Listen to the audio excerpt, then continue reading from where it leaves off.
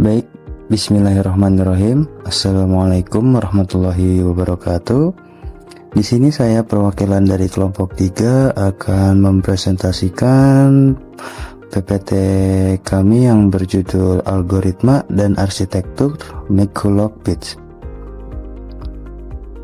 Di kelompok 3 ini beranggotakan 2 orang, yaitu ada rekan saya Muhammad Tegar Aryoseno dengan NPM 2022-4350-2464 dan saya sendiri Rifki Alfarizi 2002 dengan NPM 2022-4350-2512. Di sini ada pendahuluan. Saya akan jelaskan tentang pendahuluan, yaitu jaringan syaraf tiruan merupakan salah satu cabang dari kecerdasan buatan yang dirancang untuk meniru cara kerja otak manusia dalam memproses informasi. Di dalam otak, neuron-neuron saling terhubung dan berinteraksi untuk menghasilkan keputusan atau respon terhadap suatu rangsangan. Konsep ini kemudian diadaptasi ke dalam bentuk model matematis oleh Warren McCulloch dan Walter Pitts pada tahun 1943. Model yang mereka kembangkan yaitu McCulloch-Pitts neuron menjadi model neuron buatan pertama yang menjadi dasar bagi perkembangan jaringan syaraf tiruan modern hingga saat ini.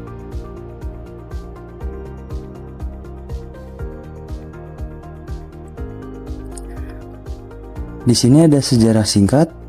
Yang pertama, model McCulloch-Pitts diperkenalkan pada tahun 1943 oleh Warren McCulloch yang merupakan seorang ahli neurofisiologi dan Walter Pitts yang merupakan seorang ahli logika matematika. Mereka mempublikasikan model ini dalam sebuah paper yang berjudul A Logical Calculus of the Ideas Immanent in Nervous Activity, yang menjadi tonggak awal lahirnya kecerdasan buatan. Tujuan utama penelitian ini adalah untuk memahami bagaimana neuron biologis dapat direpresentasikan dalam bentuk model matematis dan logika formal. Dalam penelitiannya, mereka mengasumsikan bahwa aktivitas otak manusia dapat direpresentasikan menggunakan sistem logika biner, yaitu ada true atau false. Model ini menjadi dasar penting dalam perkembangan berbagai konsep lanjutan seperti perceptron, multilayer, neural network, hingga deep learning. Walaupun sederhana, pendekatan ini berhasil membuka jalan bagi integrasi antar ilmu saraf, matematika, dan ilmu komputer.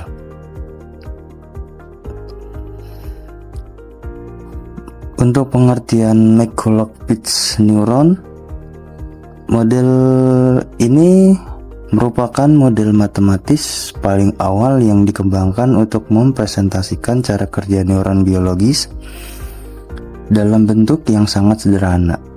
Model ini diperkenalkan oleh Warren McCulloch dan Walter Pitts sebagai upaya untuk menjelaskan bagaimana sistem saraf dapat dipahami melalui pendekatan logika dan matematika.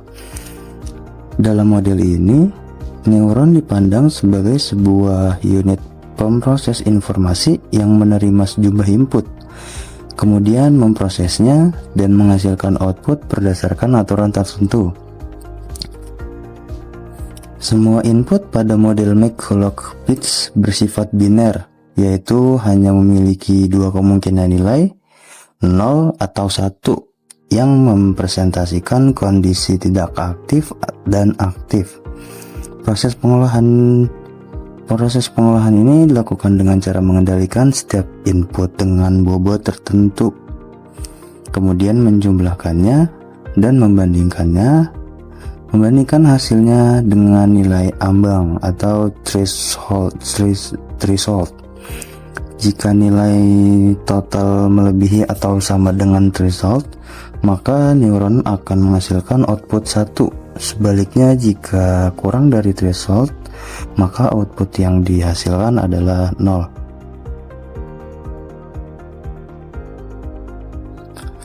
Lanjutan pengertian Mikolov-Pitts neuron.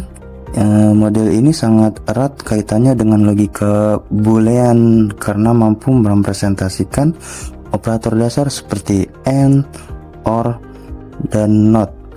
Namun, berbeda dengan model neural network modern, Mikolov-Pitts neuron tidak memiliki kemampuan untuk belajar dari data karena bobot dan threshold ditentukan secara manual. Oleh karena itu, model ini lebih berperan sebagai dasar konseptual dalam pengembangan jaringan syaraf tiruan dibanding sebagai model yang digunakan secara langsung di dalam aplikasi modern.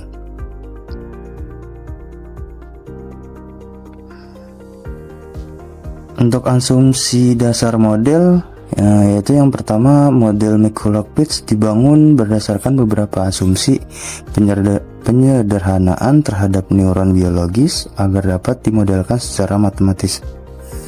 Yang kedua, neuron bekerja dengan prinsip all or nothing, yaitu hanya memiliki dua keadaan. Yang pertama, aktif atau menghasilkan output 1, atau tidak aktif, yaitu menghasilkan output 0 tanpa nilai diantaranya. Yang ketiga, setiap input yang masuk ke neuron memiliki bobot tertentu yang menunjukkan tingkat pengaruh input terhadap outputnya. Yang keempat, neuron memiliki nilai ambang atau threshold yang berfungsi sebagai batas untuk menentukan apakah neuron akan aktif atau tidak. Yang kelima, semua input dianggap independen dan diproses secara simultan tanpa mempertimbangkan hubungan kompleks antar input. Dan yang terakhir, proses kerja neuron dianggap berlangsung dalam waktu diskrit sehingga tidak memperhitungkan dinamika waktu kontinu seperti pada neuron biologis. Model ini juga tidak dapat mempertimbangkan faktor biologis seperti kelelahan neuron, adaptasi, atau perubahan signal secara bertahap.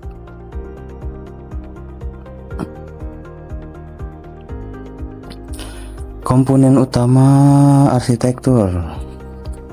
Yang pertama, input atau X1, X2, Xn merupakan nilai yang masuk ke neuron, biasanya dalam bentuk nilai biner yang merepresentasikan kondisi aktif atau tidak aktif. Yang kedua, W1, W2, atau Wn adalah nilai yang diberikan pada setiap input untuk menunjukkan seberapa besar pengaruh input terhadap neuron. Yang ketiga, fungsi penjumlahan atau summation function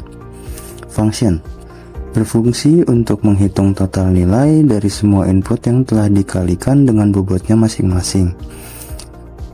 Yang keempat, fungsi aktivasi berperan dalam membandingkan hasil penjumlahan dengan threshold.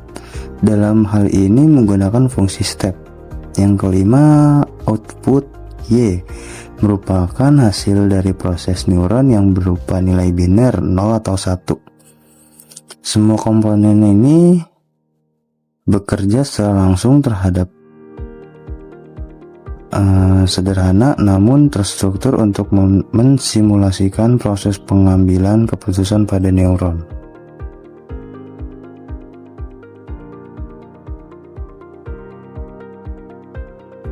Melanjutkan dari penjelasan sebelumnya, saya Muhammad Tegar Aryoseno akan membahas lebih lanjut tentang struktur arsitektur.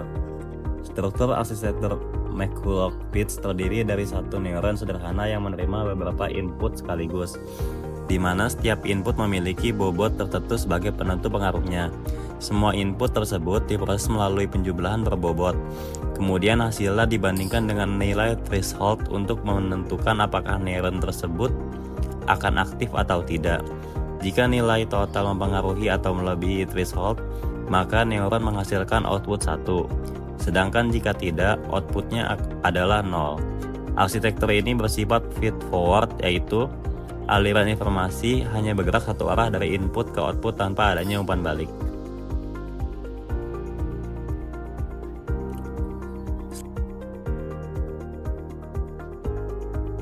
Untuk model matematis sebagai berikut.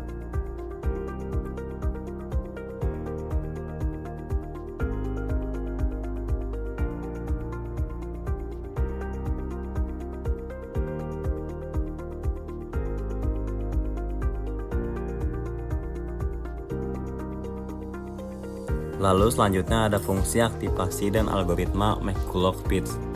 Model McCulloch-Pitts menggunakan fungsi aktivasi berupa step function yang bekerja secara diskrit dengan menghasilkan output 0 atau 1.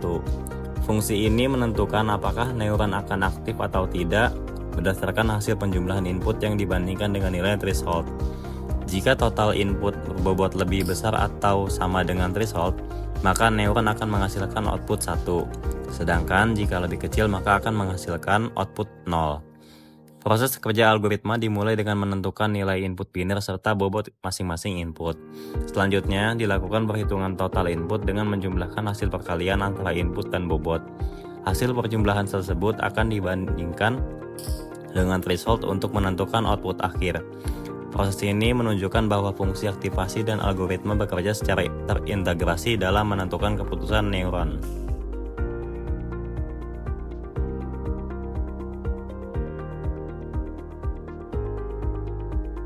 Untuk kelebihan model McCulloch-Pitts, model ini memiliki struktur yang sangat sederhana, sehingga mudah dipahami terutama bagi pemula yang baru mempelajari jaringan saraf tiruan.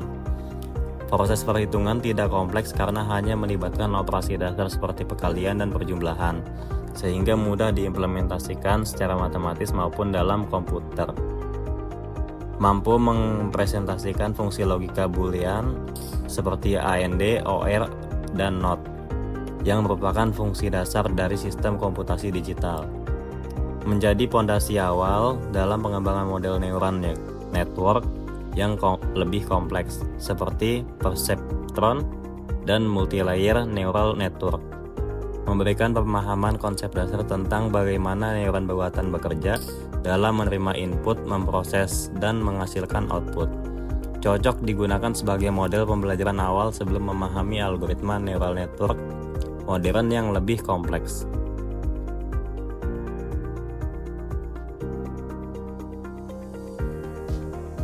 Untuk kekurangan model McCulloch-Pitts, yaitu model ini tidak memiliki kemampuan belajar dalam kurung learning, sehingga bobot dan threshold harus ditentukan secara manual dan tidak dapat menyesuaikan diri dengan data baru. Hanya dapat memproses data dalam bentuk biner dalam kurung 0 dan 1, sehingga tidak fleksibel untuk menangani data kontinu yang sering ditemui dalam kasus nyata. Tidak mampu menyelesaikan masalah non-linear yang kompleks seperti kasus XOR yang membutuhkan pemisahan data yang lebih kompleks. Arsitekturnya sangat sederhana karena hanya dapat menggunakan satu neuron, sehingga tidak cukup untuk menangani permasalahan yang membutuhkan banyak lapisan.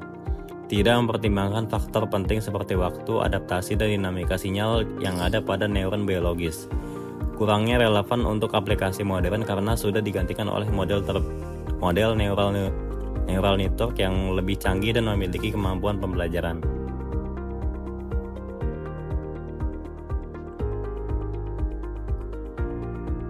Kesimpulannya, model McCulloch-Pitts merupakan model neuron buatan pertama dalam jaringan saraf tiruan yang bekerja menggunakan logika biner dan konsep threshold. Meskipun sederhana dan tidak memiliki kemampuan belajar, model ini menjadi dasar penting dalam perkembangan neural network modern, serta membuka jalan bagi teknologi kecerdasan buatan yang lebih kompleks. Jika ada pertanyaan, silakan.